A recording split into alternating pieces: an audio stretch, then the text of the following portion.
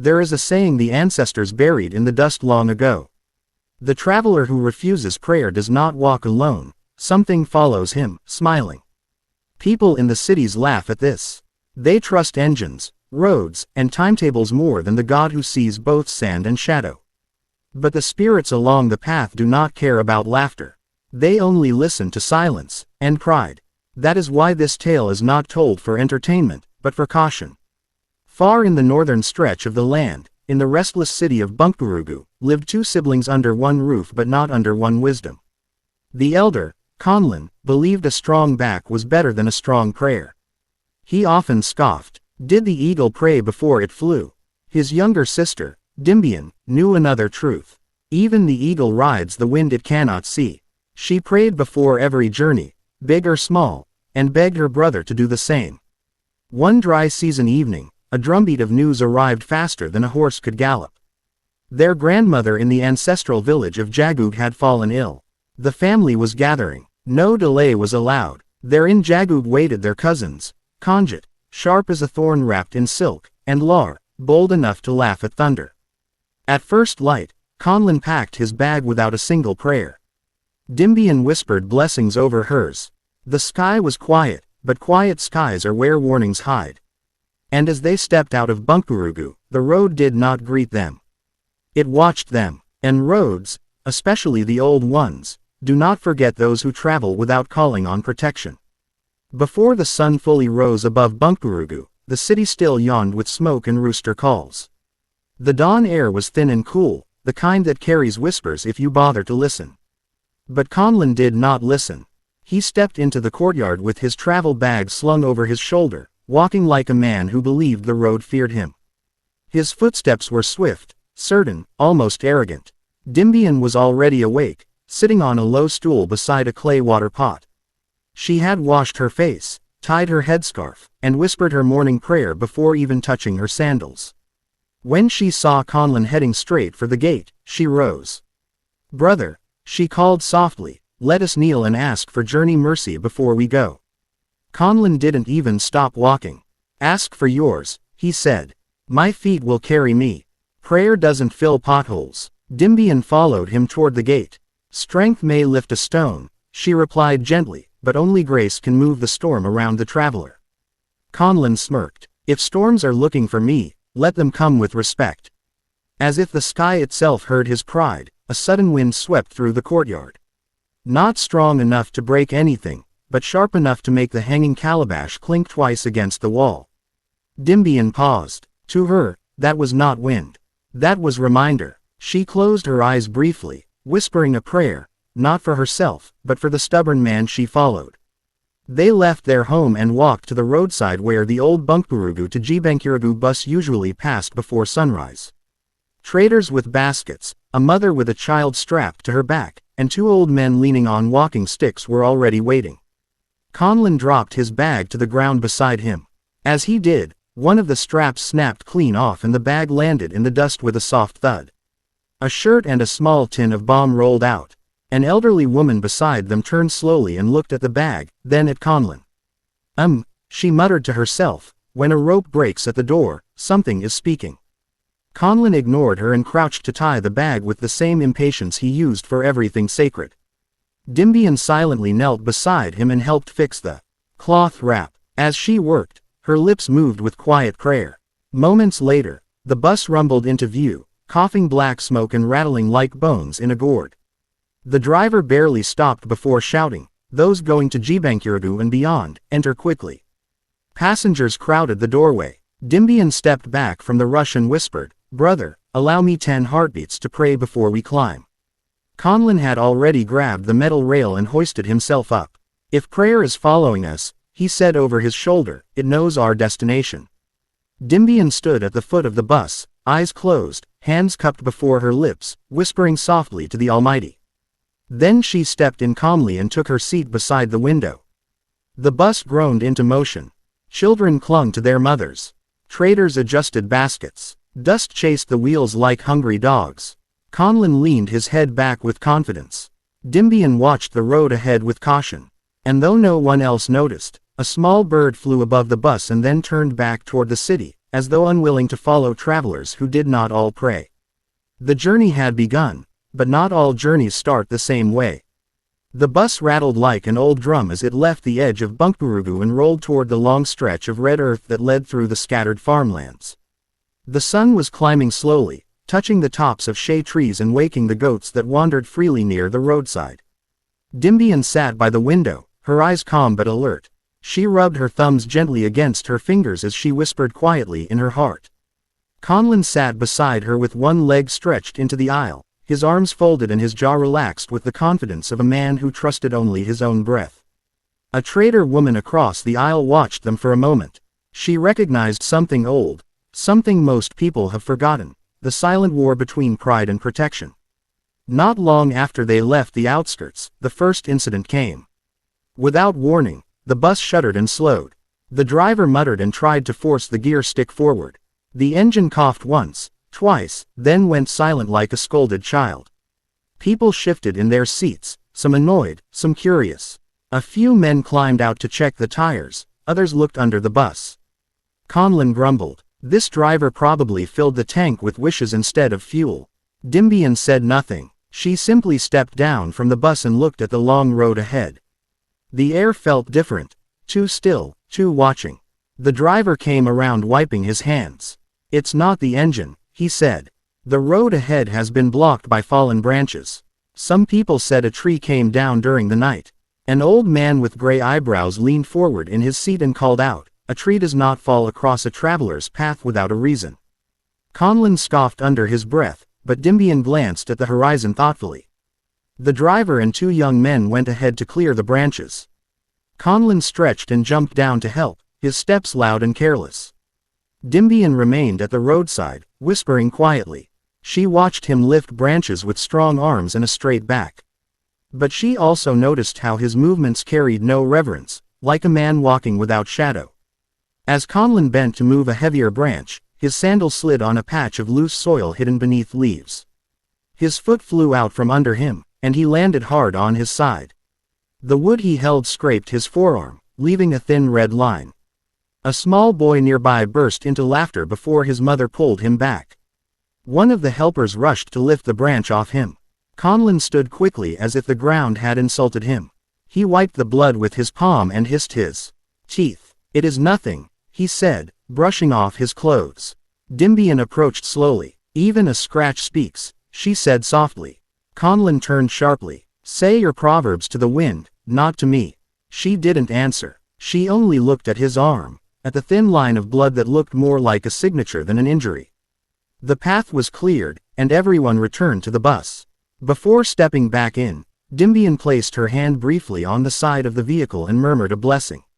No one heard, but something did. A few miles later, the bus passed through a narrow stretch of road lined with tall grass and termite mounds. Children pointed at monkeys in distant trees. The air smelled of dust and coming heat. Just then, a man sitting behind Dimbien jumped with a sharp gasp. Ants had crawled up from a crack in the floor and bitten his ankle. He slapped them off hurriedly. Some passengers panicked, others shifted seats. Konlan rolled his eyes and said, "Is this what people fear now, ants?" But Dimbien remembered something her grandmother once said. When the smallest creatures bite first, the bigger ones are only waiting. Her gaze shifted to the sky. Dark birds circled briefly, then vanished. This was only the beginning. The road ahead was listening. The engine coughed back to life, and the bus continued crawling along the road that wound like a lazy python through the grasslands. The passengers had settled once more, though some were still brushing at their ankles and glancing at the floor nervously. Konlan shifted in his seat, irritated but silent. Dimbien remained by the window, watching the land with the patience of someone who understood that not all dangers have teeth. Outside, the world was waking, birds calling, goats bleating in the distance, and farmers heading to fields with hoes on their shoulders. But even in all that life, the air felt unsettled. As the road curved around a rocky patch, something happened that silenced even the loudest breath. To the right of the road lay an old, dry riverbed, cracked like a calabash left too long in the sun. A group of children walked along its edge carrying bundles of firewood. When the bus approached, they stepped aside. And then, without warning, a shape moved across the road. Not a cow, not a dog, not a person. It was tall and slow-moving, like a figure wrapped in mist. It crossed just ahead of the bus, silent as night, leaving no footprints in the dust.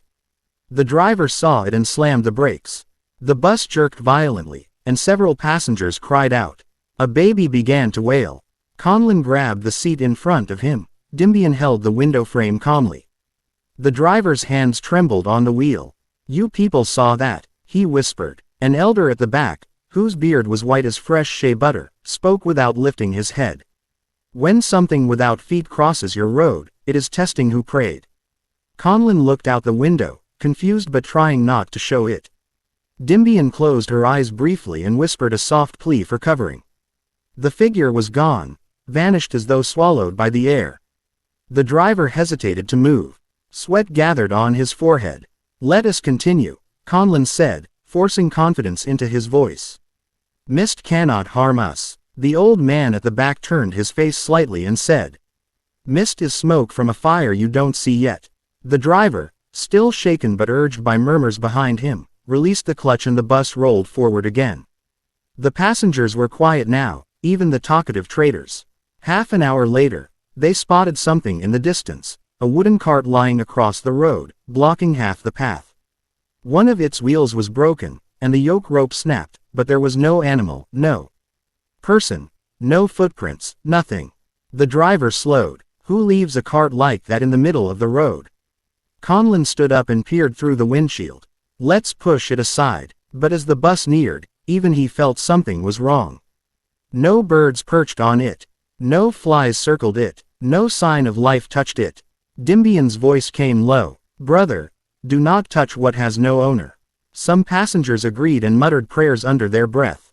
But Konlan, stubborn and unwilling to bend, stepped down from the bus anyway. The moment his feet hit the ground, the wind changed. It turned cold, unnaturally cold for a road kissed by harmattan sun. It curled around his legs like something sniffing.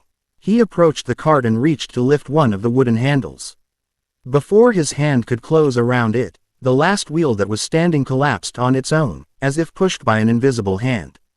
The wood cracked sharply, startling him. Passengers gasped. The driver shouted for him to return. Konlan stepped back, his face tightening, not in fear, but in quiet confusion.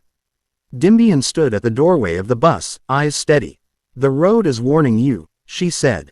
He brushed past her and climbed in, saying nothing. But the silence he carried now was not the same silence he had before. The bus moved on, but no one relaxed the way travelers usually do when distance grows behind them. Even the children stopped asking questions. The road itself felt like it was watching. Konlan wiped his arm where the scratch from the fallen branch still stung. He glanced at Dimbien, who sat silently with her fingers gently circling her wrist in prayer. The driver avoided eye contact with everyone, his hands clutched tightly around the steering wheel. Sweat gleamed on his temples though the wind from the window was cool. A trader woman with brass bangles leaned forward and spoke in a low voice. Driver, maybe we should stop somewhere and ask for blessings before continuing. An old man agreed. The road has spoken 3 times already. Those who count past 3 without prayer are looking for burial cloth. But Konlan interrupted sharply. If we stop for every shadow and gust of wind, we will reach Jagoog when the moon grows old. The driver glanced at him but said nothing. Dimbien looked down, calm as a calabash of still water. 5 minutes later, the first real consequence arrived. The road narrowed into a stretch bordered by thick bush. The air smelled of dust and dry leaves. Ahead, the driver frowned and began to slow. A tree, an old one, its bark split like tribal marks, lay across the path. Not freshly fallen, but not decayed either. Its leaves were still green. No axe marks, no cart tracks, no villagers in sight. Again, no footprints. Some passengers shifted nervously. Konlan stood and looked through the window. We can move it together. It's not too big. One of the young men nodded, ready to help. But before they could get down, a sound came from the bush. Not a roar, not a scream, not footsteps. It was the sound of something breathing slowly, like an animal that did not care who heard it. Deep, calm, patient. The kind of breathing that does not belong to anything afraid. The driver froze. One of the women covered her mouth. A boy clutched his mother's wrapper tightly. Konlan hesitated, just for a heartbeat, before masking it. "There are no lions here," he muttered. The old man at the back said, without lifting his eyes. "The worst things on the road are not always lions." A heavy silence wrapped the bus. Dimbien rose, touched the back of the driver's seat gently, and spoke, not loudly, not to anyone in particular, but to everything listening. "If danger has come, let it find prayer. Before it finds flesh." Her words hung in the air like slow smoke. Just as the driver was about to reverse, a man appeared from the left side of the road. Tall, dark-skinned, wrapped in a faded hunter's cloth, barefoot. No sound announced him. He was simply there, as though he had stepped out of the trunk of a tree. Konlan squinted. Where did he come from? Nobody answered. The stranger did not look at the bus. He walked to the fallen tree, placed his hand gently on the bark, and whispered something no one could hear.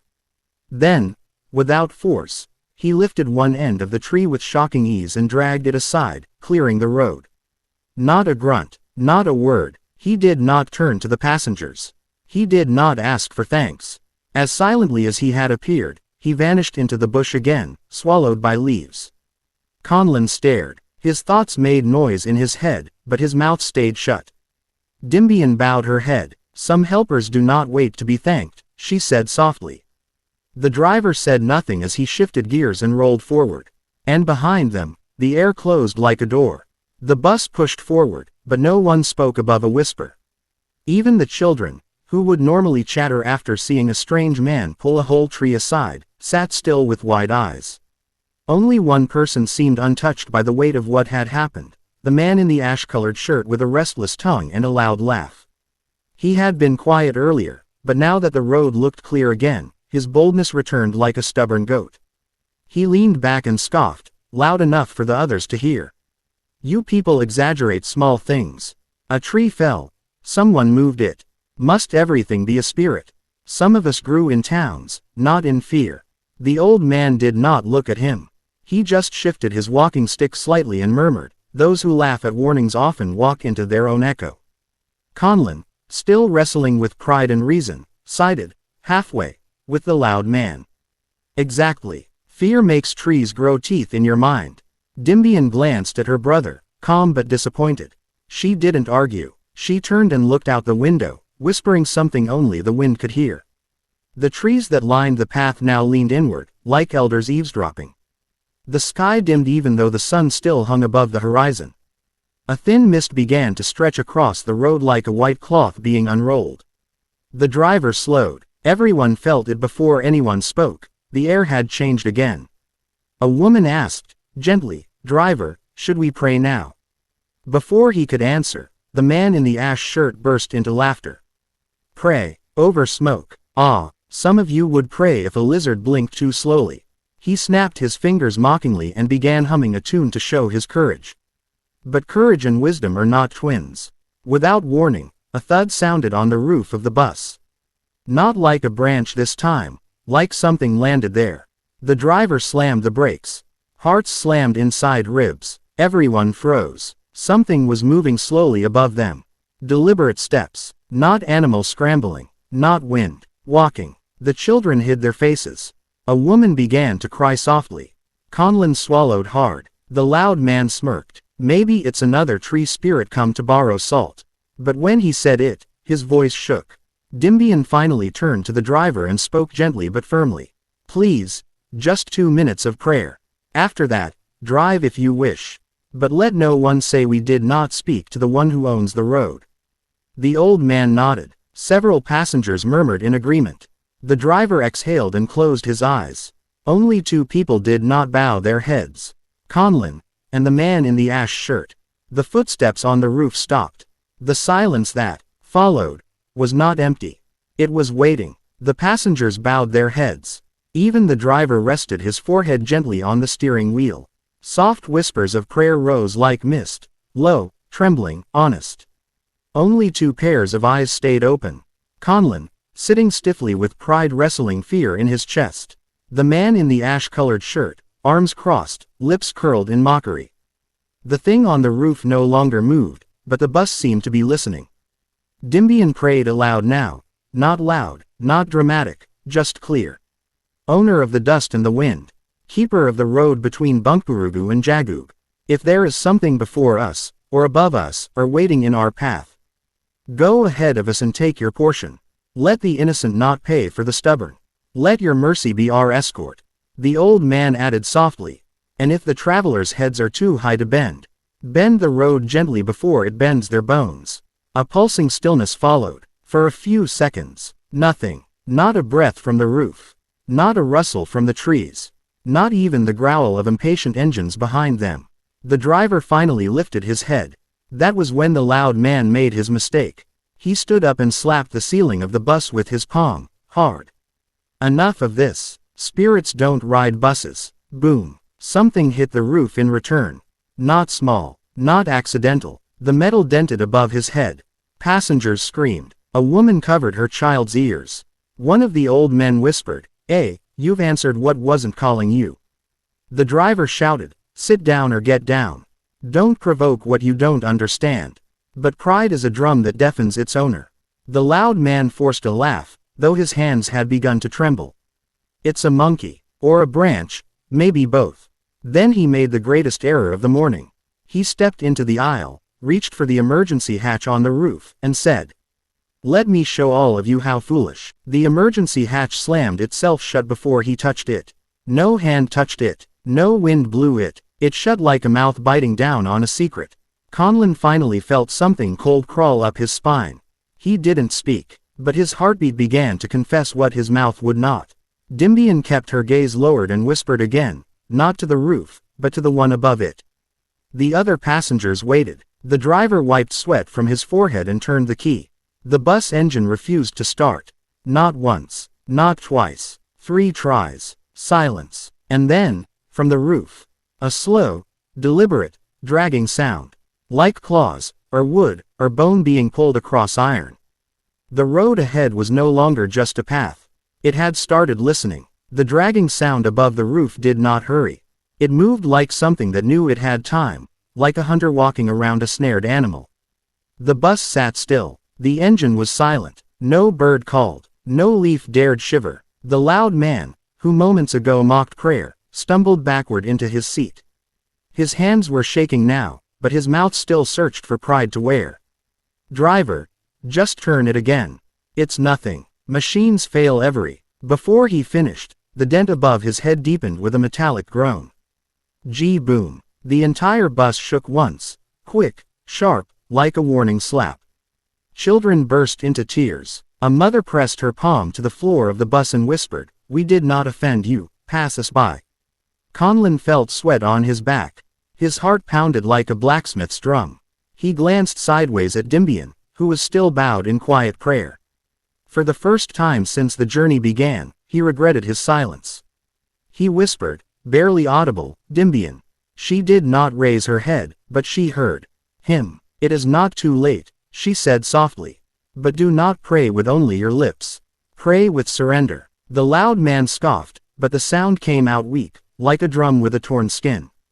The driver tried the ignition again. The bus refused. The old man with the walking stick lifted his head slightly and spoke without looking up. "When the drum is beating beside you, that is not when you boast that you do not dance." The driver turned anxiously. "Old father, so what do we do?" The old man did not answer him. Instead, he turned his head toward Konlan. Not the loud man, not the driver. Konlan. When the one who rejects prayer carries others in his shadow, their path becomes his burden.